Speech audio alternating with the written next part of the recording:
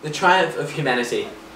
Bernice Johnson Reagan once said, "Life's challenges are not supposed to paralyze you. They're supposed to help you discover who you are." For me, the triumph of humanity is seen when a person's heart changes for the better, and in spite of adversity, they choose right over wrong. In the two novels that I'm going to talk about, the main event causes characters to change internally and to become better people. In both the novels, although racism is a common theme, the real focus is on characters and the changes that occur in their hearts.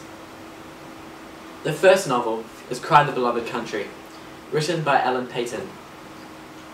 It is set in South Africa in the late 1940s, and although apartheid was not yet a law, racial separation and fear run rampant. The plot follows the journey of Stephen Khumalo, who goes to the big city Johannesburg in search of his son.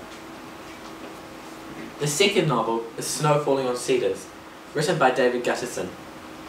It is set on a fictional island called San Pedro Island, just off the coast of the United States in the early 1950s. San Pedro Island is home to a mishmash of different people from different nationalities, and the Japanese American residents are marginalized and treated unfairly.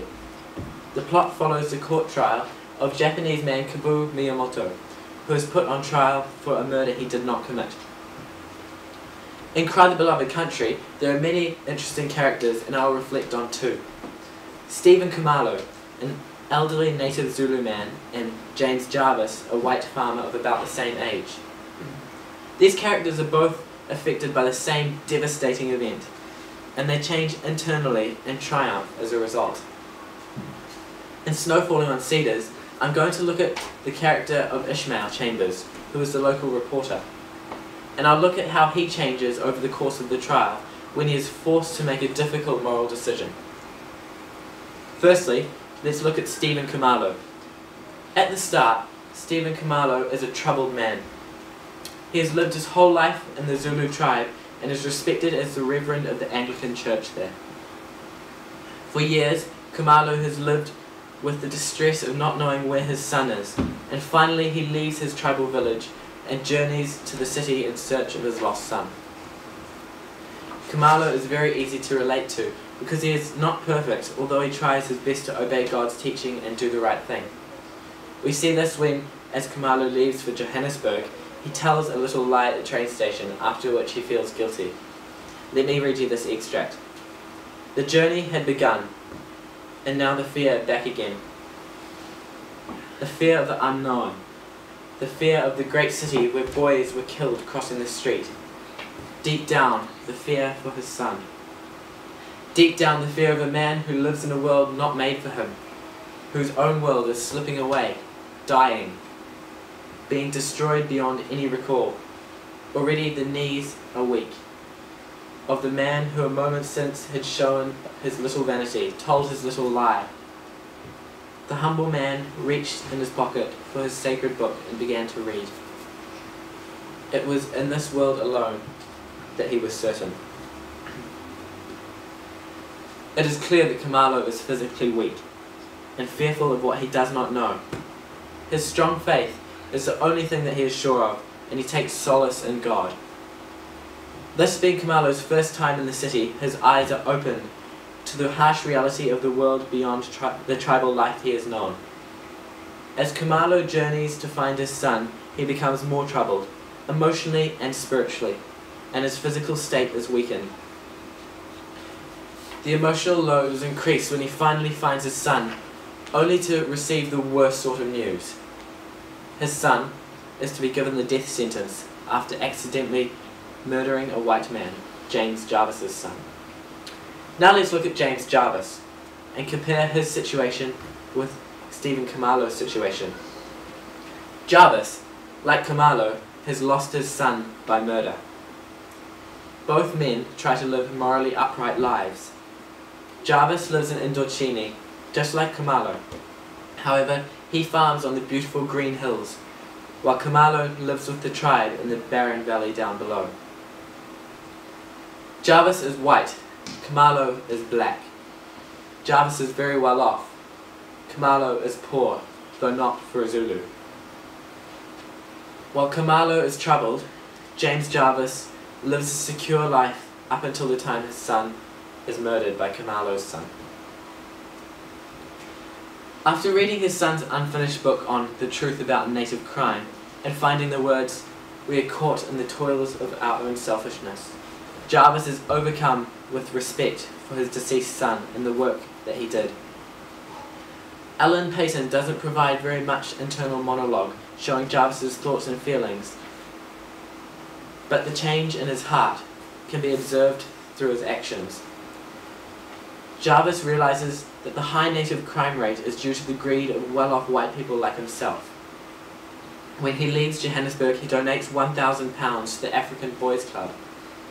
Until the death of his son, Jarvis's views were relatively selfish, but after the death of his son, it is as though Jarvis's heart is open to the amazing work his son lived for. On return to Indochini, Jarvis funds an agricultural expert to help the tribe to make the barren land produce once more. He also sends milk for the starving children. After the death of his wife, he writes to Kamalo and says, "You are right. My wife knew of the things that are being done and had the greatest part in it.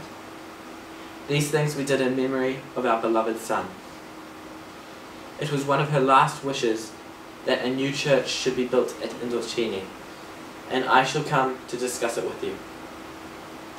So here it is made clear that the death of his son has challenged Jarvis to act generously toward the very Zulu tribe that produced his son's killer.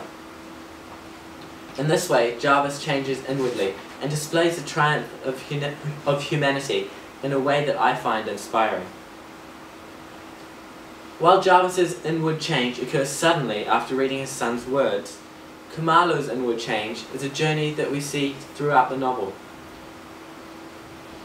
From the beginning of Cry the Beloved Country, Kamalo is shown as a troubled old man. As he steps into his fear and goes in search of his son, his troubles are multiplied and brought to a breaking point when he finds that his son is to be sentenced to death. Through accepting the kindness of others, especially that of James Jarvis, Kamalo finds peace amidst the sadness. And he realizes the importance of love. Imagine the fear that Kamalo would have felt facing up to the father of the man his son had killed. Imagine you were the old Zulu man. "It was my son who killed your son," said the older man. So they were silent. Jarvis left him and walked out into the trees of the garden. Then when he turned to come back, he saw that the old man had risen, his hat in one hand, his stick in the other, his head bowed, his eyes on the ground. He went back to him. "I've heard you," he said. "I understand what I did not understand. There is no anger in me." The love that Jarvis expresses towards Kamalo, even when he was grieving over the loss of his son, is a clear example of the triumph of humanity. As Kamalo is loved by others, he learns to be more loving himself. This is how Kamalo displays the triumph of humanity in his dark situation. The last character I want to look at is local reporter Ishmael Chambers from the novel Snow Falling on Cedars. Although the plot may seem to be more about the trial of Kabu Miyamoto, the focus of the novel is definitely directed at Ishmael and the way that he changes over the course of the trial. Ishmael has been wounded both physically and emotionally in the past, and he chooses to dwell on these past hurts rather than moving on. He lost his arm fighting the Japanese in the Second World War, but worse than that, he is emotionally shattered after Hatsu, who is now the accused man's wife, broke up a romantic relationship that she had with Ishmael when they were younger. Ishmael still feels lustful and resentful towards Hatsu, and this comes to the surface during the trial of her husband. Ishmael is forced to make a decision on how he will deal with his feelings when he finds a note at the lighthouse. The information he finds has the potential to set Hatsu's husband free of all charges, and Ishmael must decide whether to hold on to the bitterness that he feels towards Hatsu and watch her husband be given the death sentence, or whether to bring forward the note and set her husband free. This would mean denying himself the chance to have a future relationship with her. This is a turning point in the novel when Ishmael looks deep inside himself at where he was and with what he has become. Let me read you the extract where Ishmael looks within himself. He read the letter a second time, gravitating now towards its final words. I wish you the very best, Ishmael. Your heart is large and you are gentle and kind, and I know you will do great things in this world. But now I must say goodbye to you. I am going to move on with my life as best I can, and I hope you will too. But the war, his arm, the course of things, it had all made his heart much smaller. He had not moved on at all. He had not done anything great in the world. He had coasted along for years now, filling the pages of his newspaper with words, burying himself in whatever was safe, typesetting the ferry schedule and the timetable and the classified advertisements. So perhaps that was what her eyes meant now on those rare occasions when she looked at him. He'd shrunk so thoroughly in her estimation, not lived up to who he was. That was a part of himself that he'd lost over the years. That was a part that was gone. On searching deep inside himself, Ishmael discovers that he has become a weaker person, just following his feelings and letting them eat away at his heart.